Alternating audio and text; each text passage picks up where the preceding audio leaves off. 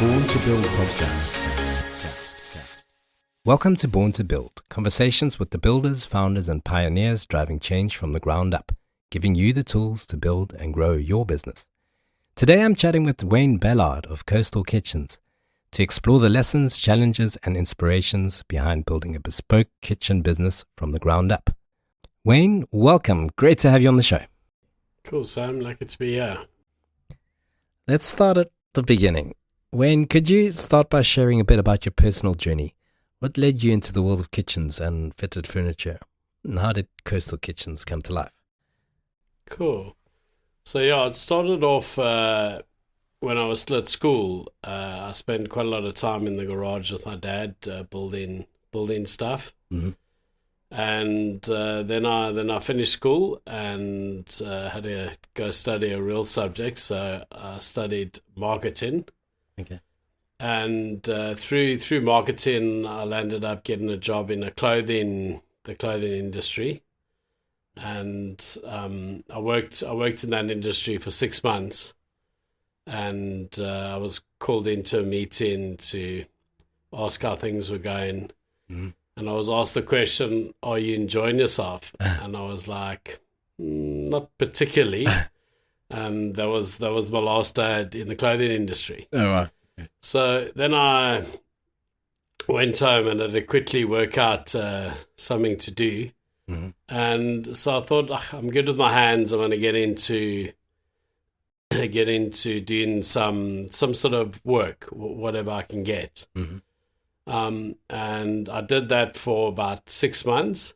And then my mom landed up bumping into a family friend of hers from Joburg that had moved to Cape Town. And this guy by the name of Malcolm Grant had a building company. Mm-hmm. And he had been toiling with the idea of expanding his company to have different divisions.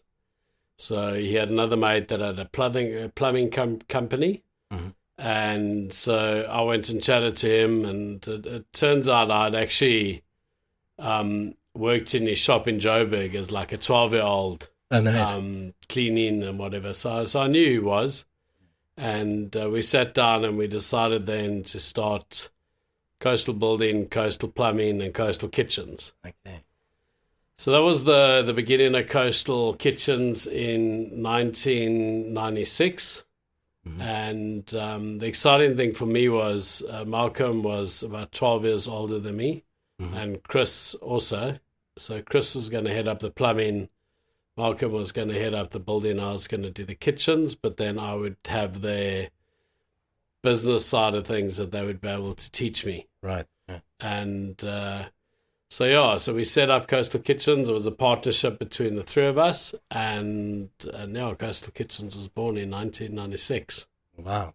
So did that partnership last for a very long time then, or did it quickly, you start moving into on your own a little bit, or how long did that last? Yeah, so at the time I was 22, and I'd had this dream in my mind where I saw life. I saw the house, I saw the boat, the car, wife and kids, and I was all aiming for that. Uh-huh. And then we had some guys come over and play hockey from the UK, and they played hockey here for 6 months, and then all of a sudden we were thinking, like you were saying, well, why did you come coach hockey in the UK?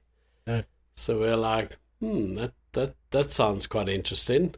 Uh-huh. So that was during the course of 97, and in 98, myself and two other mates decided that going to the UK was a good option. So at the time, Coastal Kitchens was 2 years old, and it was a real dilemma. We had sort of spent 2 years building this company and got it to a nice stage.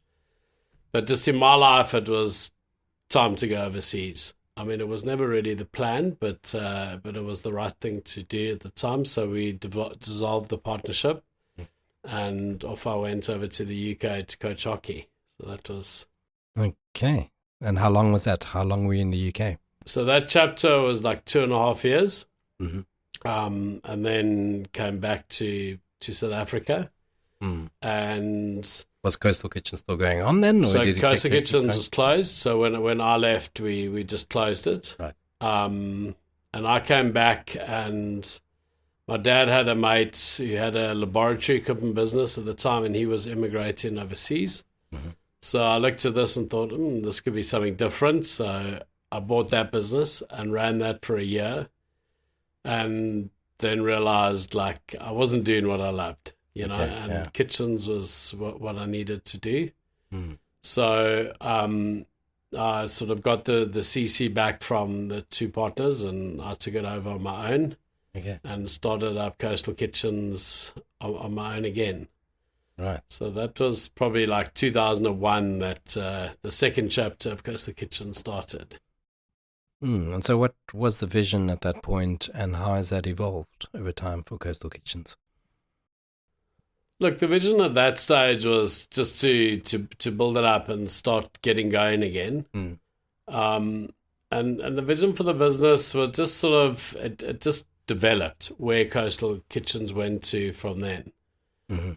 We did basic cupboards then, and we very quickly got into the high-end residential market. And that's pretty much where we are today. And so been there for the last sort of 15 odd years, Yeah, I've seen some of those shots on your website, some beautiful places. Yeah, we worked in some lovely homes, Now, every founder hits bumps along the way. What were some of the biggest challenges you faced, especially in those early days, and how did you overcome them? Look, I think for any small business, cash flow is challenging, and then how you upscale your business. As soon as you start upscaling, you start building up overheads. And that's always the challenge. So we are very fortunate in 2001, I was able to get a factory in Turkey at quite a cheap rate. So that was good to get. You purchased that, or you rented? No, it was a rented factory. And then so we were able to grow. We had plenty of space, and then it was just a matter of upsizing our staff, and we were able to grow relatively easy. Our biggest hurdle was in 2009, so in about 2006. The one thing that is challenging our business is everything is bespoke. So everything is different. Every job we do is different. We don't ever do the same thing.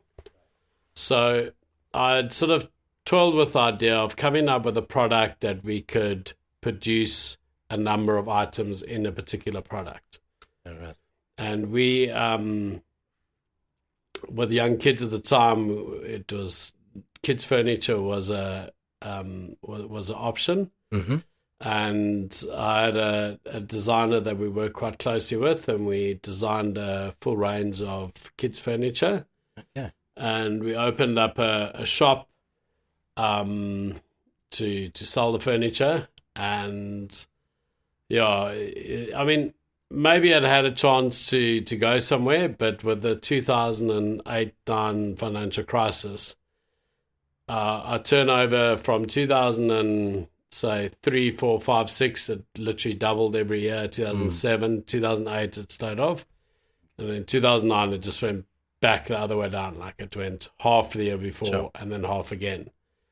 And I hadn't spent enough time setting up the company correctly. So I started another separate CC called Bubble Kids Furniture and Coastal Kitchens, but Coastal Kitchens managed all the manufacturing. Right. So we got into some bad financial times, and at the end of it, I liquidate Coastal Kitchens. Oh, really? So Coastal Kitchens is now Bubble Kids Furniture trading as Coastal Kitchens. Oh, wow. Okay. And that was an interesting process that we had to work through. At the same time, we had to keep trading. So we were liquidating, but still trading. to learn what all of things went into those challenges. And yeah, I mean, we got through it and we survived, and we learned. I learned some proper good lessons out of it. So I guess retail is a very different type of business, right? So there are all kinds of new things you have to learn, and it's a whole new space you're playing in. So what are some of those lessons you learned? Maybe some things you would do differently. So what we did learn was, so in joinery, invariably you get deposits, and the sort of the big downfall was we were running accounts and getting deposits. So as long as you're busy, there's no problems. Money's coming in, money's going out, and everything's fine.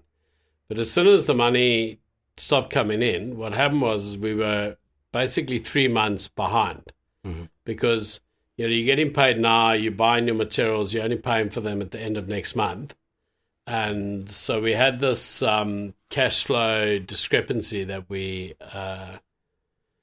were managing, and that's how we just, because the income stopped coming in, we were always 3 months behind. And it took about 9 months to work out that we were just never going to be able to catch up that cash flow. When you get behind in SARS in particular, your suppliers you can manage sort of, but what happens is SARS, you don't pay a VAT bill 1 month, or you don't pay your PAYE. It's they penalise you 10% straight away, and then it's interest. So there's unfortunately no way out, and we met with SARS and we tried to work out a payment plan, and they were just not interested. And every month you're not paying them, that interest just like builds up, and you can't get out of it. So the way we changed things straight after that is we operated without accounts for probably about 2 years. And then since then, I mean, you can only get so big in any industry without accounts. I mean, you have to have accounts to help your cash flow. So we slowly, I say slowly, 12 years later, we run all our accounts, but I'm very wary of when we get paid deposits, and we don't take deposits if we don't need deposits, So generally our jobs now, we'll start a job, and our projects are generally run over 3-4 months, and we'll just do draws as we require them. Sure. So there's some pretty massive projects then, so 3 or 4 month projects. So don't you really look at anything smaller anymore? Yeah, so the way our business has developed, and it's just developed like that over time, we work in sort of high-end residential. So it's either big alterations or new homes. And so our jobs, contracts would be kitchen, bedroom cupboards, vanities, wine cellar, TV units, some furniture. So those contracts will take probably about 2 months to negotiate and get the contract, and then it'll take about 4 months to complete the contract. So one-off smaller jobs are a big challenge for us, because like if someone comes to me and they want a 200,000 rand kitchen, it's very difficult for us as a business to do that one-off kitchen. And it's very difficult to explain to people why, like, you call Coastal Kitchens, but you don't want to build my kitchen. It's a real challenge for us to deal with as a company, So now, was there a defining moment or project that really put Coastal Kitchens on the map in Cape Town and made you feel like we're onto something here? Look, I mean, we've worked for some, I suppose in our industry, like it helps when you're doing a home of someone who's like semi-famous, because, I mean, I don't like to drop names, but it is nice to say you worked on a particular project. So in 2014, we worked on a bobbin in Clifton that was owned by Eddie Jordan, who's had Jordan F1 Racing. He actually recently passed away last year. So we did a project for him. And we've also done a project in St. Francis Bay for Alex Ferguson's son. Oh.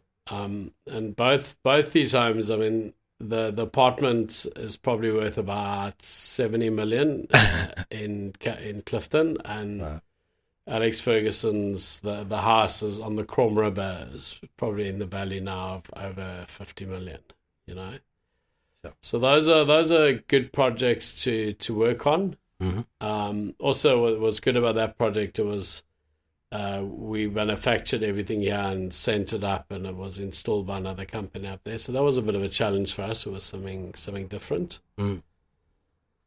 And yeah, so we work in some nice big homes, and generally then business in Cape Town is very word of mouth, and who do you know? And so when like you're talking to new architects and you say you worked on this project, generally the architects, if they're in that space, they'll know about that particular project. And then that allows you to sort of get into the next level, and so you make your way up, you know? Yeah. So are your key partnerships with architects? Yeah, so it's a combination of contractor, architect, QS, not really client, unless you've been referred to from a client to a client. Right. So then obviously the client's important. But generally to get on the tender list, you either put on the tender list by the architect, the contractor, or the QS. Those are the three people that allow you to get in. Right. And so we've done things quite differently over the last sort of 8 years. We are spending a lot of time building relationships. Yeah.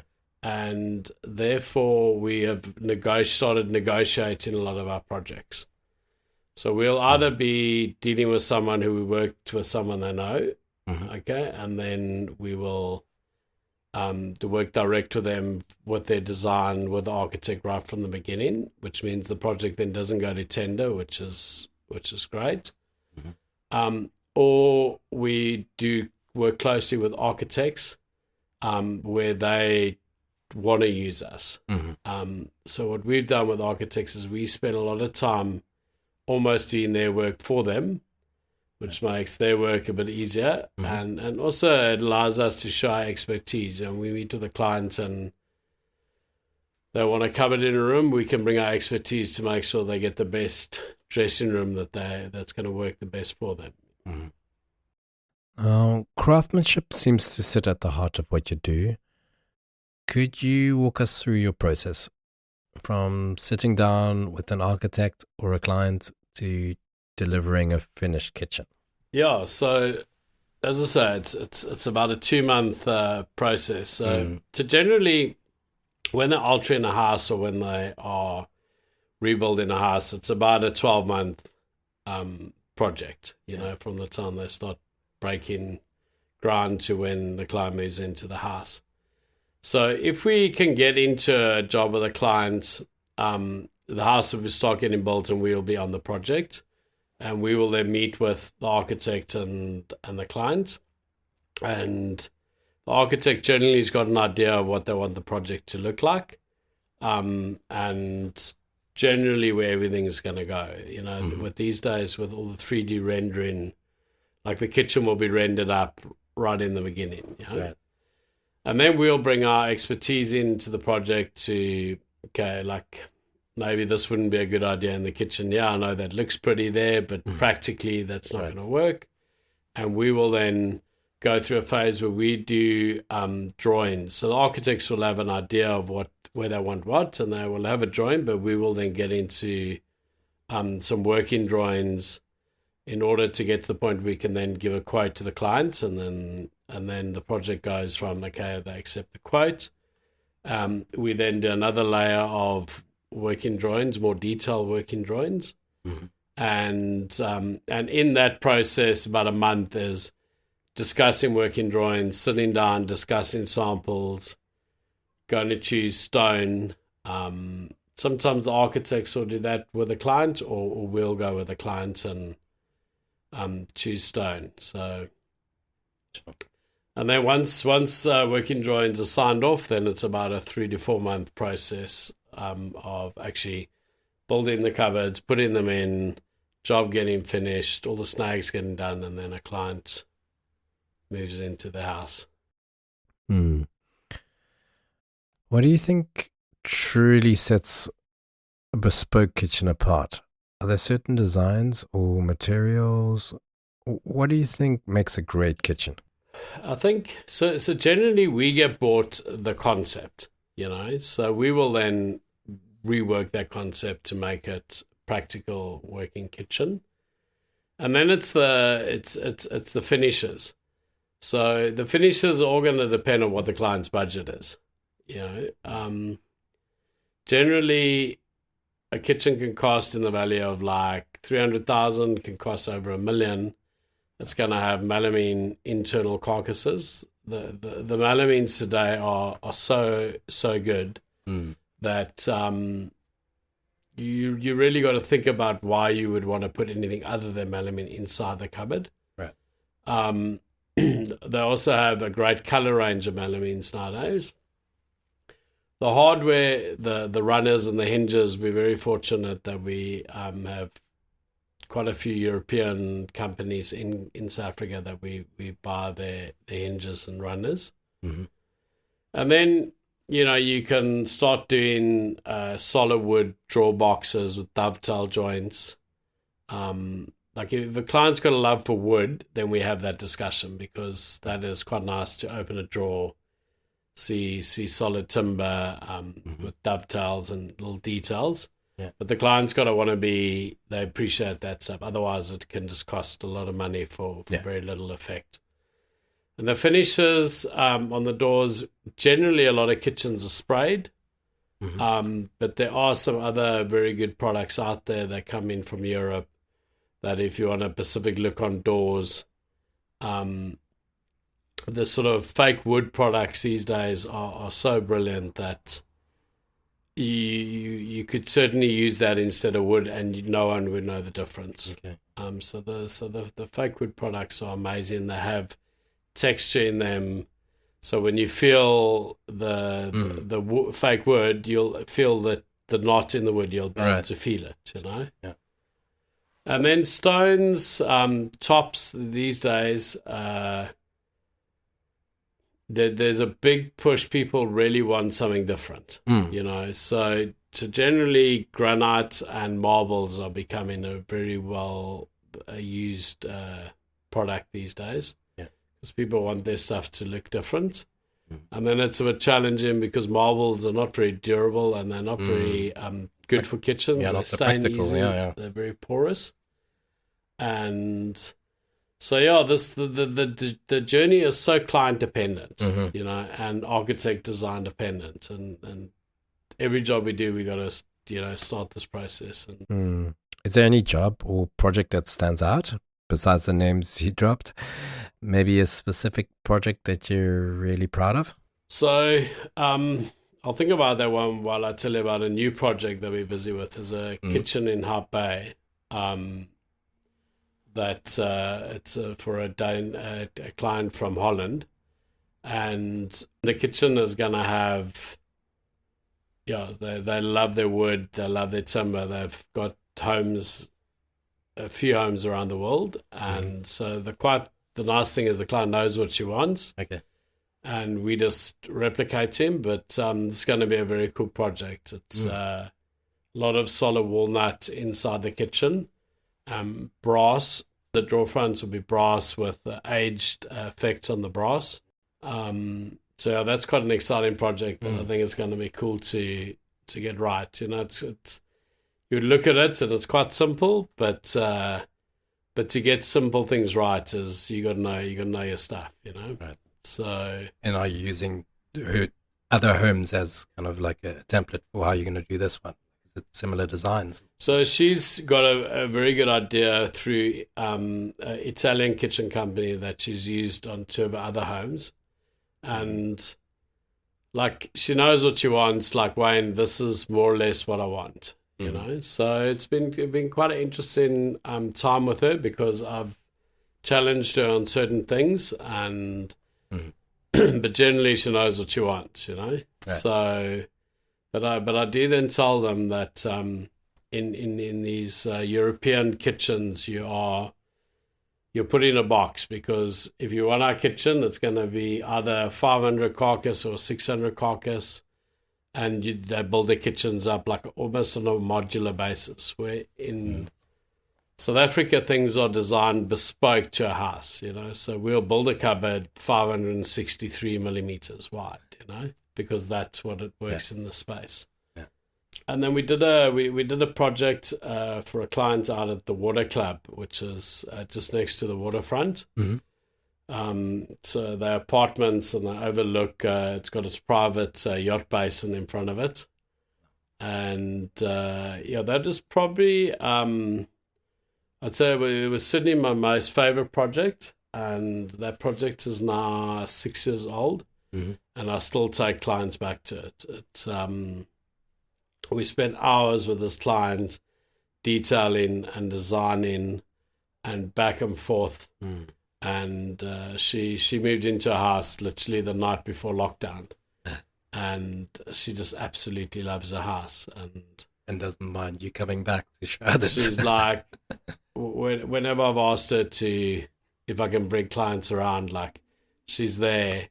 She like tells them, like, if you want a decent kitchen company, like, Coastal Kitchens are the other people, you know. Right. So yeah, it's quite an interesting market. We do a lot of work in Fresno. There's a lot of Jewish people there, and so we've spent a lot of the last sort of 8 years working in that market.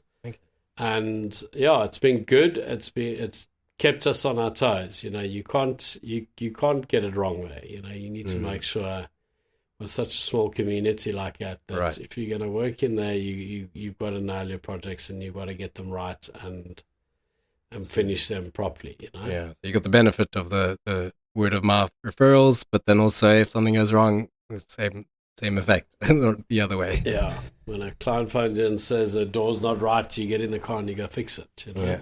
That's. So just to shift gears a little bit about the business. Running a business is obviously more than just creating the product. What lessons have you learned about leadership and managing teams and building sustainable business here in Cape Town? I have people that think I may be too hard on my staff, but I don't believe I am. There are times I can be unreasonable, I'm sure, but generally my expectations are top notch. And it's a challenge with staff to get them to have the same expectations. And therefore you spend quite a bit of time. I always say to my staff, I love boxing. Like let's have it out. If I say something's not right, like, and you don't think it is, or it is the correct level, like, tell me, and then we'll discuss it, you know. But staff is certainly challenging from that perspective. Generally, my staff are very loyal and have been with me for a long time. And the good benefit about that is you build up a relationship and understanding of what our expectations are. Yeah. So, we have had a different angle to our business in the last sort of 8 years of design. Design's becoming a big part of our job. And we've had a few different designers that have come and gone in the last sort of 6 years. So that's quite challenging, and that's a whole different ballgame for me, dealing with the youth of today. I mean, whatever you want to call the young people of today. They certainly see things differently, and have different ways of operating in the business field. So that's been quite exciting and challenging at the same time. And then Yeah, from an admin perspective in the business is I suppose key, you know. And I try and keep as much of a handle on those sides of the business. Yeah. But you get to the point that you can't watch everything, you know. And then you're reliant on the people you employ and trust people with making the right and good decisions, you know. Well, so what are the key things that you can and do still want to keep track of, like metrics wise? So from a finance perspective, it's important to know where we're ordering, what we're ordering. The challenge is to, you know, you can't sit and watch every invoice that comes in at the business, you know. So I have little meetings and little systems that I've got in place that I try my best to keep on top of those things. We have an accountant that sort of manage our high-level accountants stuff, but the cash flow and the invoicing I manage. So fortunately, because our projects are so big, they're not we don't have a lot of invoices, you know, but the projects can get quite complicated in terms of we'll turn on this and the client might make a few changes. So I manage all of that side of the business. And then our accountants, they'll manage the VAT and the PAYE and that sort of thing we outsource. Now, for other small business owners or aspiring entrepreneurs listening, what advice would you give them about staying resilient and also especially carving out a niche in a possibly overcrowded space? Look, I think that's one of the exciting things about South Africa is there's so many opportunities. You know, it's easy to start a business. You can pretty much do whatever you want. You know, I listened to Dave Penner's podcast with you. Like Dave was able just to get in and this is what I'm going to do. You know, whereas if you're in a European country, there'll be so many regulations and things you got to get done before you can actually start working. Right. That it would tie you up. So that's a great opportunity in South Africa. And I think my advice would be like, so someone told me a saying once, it was keep your eye on the ball. And that for me is quite key. Like get into something, know what you want to do. Don't grow too quickly. Do well at what you do and let your business sort of grow from there. I mean, we learned it with the kids' furniture. Sure, I was able to manufacture the product, no problem. But we went into a retail space. I knew nothing about it. We had to build up stock levels. I knew nothing about it. And at the end of the day, I just paid a lot of school fees because of some just being too gung-ho, you know? Yeah, so staying true to your core strengths and to focus on those and go all in on those strengths, I guess. So on a personal level, what keeps you motivated after years of building and designing and growing this business? What's the spark that keeps you going? I think, I was driving with my wife on Saturday. We're going past that new Amazon building. Beautiful. It's got this big, like these blue triangles, and she said it must be so cool for an architect to design a building like that and go see it afterwards. And that for me, in essence, is why I build things, because for me, I absolutely love going back into homes with clients and having a cup of tea. And generally, when we do that, the client's home is perfect. Like their bedroom cupboard, the ladies know in the dressing room where they put in their dresses, where they put in their socks. Like everything's got a home because we spent the time doing all of that work. Yeah. So for me, when you go into a project, there's a lot of hard work, but when you finish a project and you go into those homes and you see the client enjoying their home, that for me is what makes it so worthwhile. Yeah. Special. Yeah. Well, to close off, I like doing I call rapid fire questions. It's basically just either or. You get to choose. Just a little bit of fun. So would you rather do safari in Africa or snowboard in the Alps? Safari in Africa. Mm-hmm. Live in the city or live in the countryside?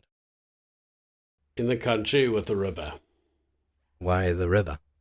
I think I grew up on the Vaal River in Joburg. Okay. And there's something about a beautiful river with flowing water that I just absolutely love, you know. Yeah. So funny. Always summer or always winter? I'm probably more of a summer person.